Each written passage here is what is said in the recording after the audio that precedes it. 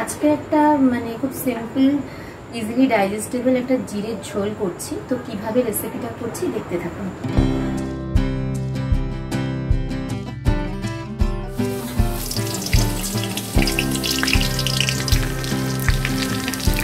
এখানে আমি সাদা তেলের মধ্যে 5 ফোড়ন, গোটা শুকনো লঙ্কা আর গোটা জিরে যোগ করছি।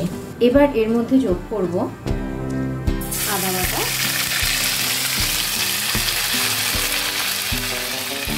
এরপর যোগ করব সামান্য একটু টমেটো বাটা, হলুদ গুঁড়ো, জিরে গুঁড়ো, তার সাথে যোগ করে নিচ্ছি বেশ খানিকটা পরিমাণে, যেহেতু নিরামিষ তাই গুড়। মশলাগুলোকে ভালোভাবে মিশিয়ে নিয়ে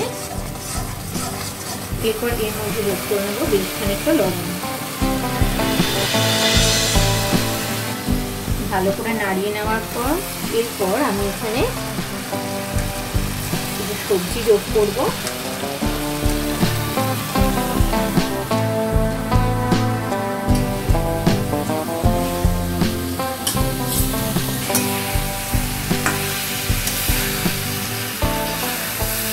এরপরে আমরা ঢাকা দিয়ে সবজিগুলোকে কিছুক্ষণ মজিয়ে নেব।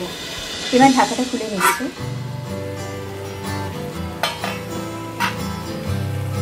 ঢাকা খুলে এর মধ্যে আমি যোগ করে নেব বেশ খানিকটা জল।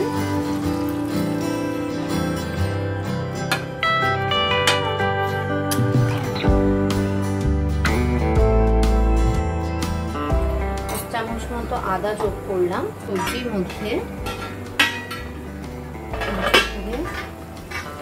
আদার ঝোল যোগ করব।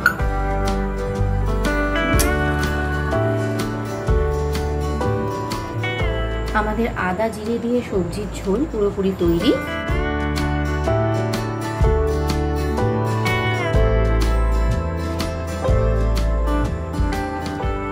পেটের রোগ নিরাময়ের জন্য আদা জিরে দিয়ে এই সবজির ঝোল, সম্পূর্ণ নিরামিষ সবজির ঝোল পুরোপুরি তৈরি।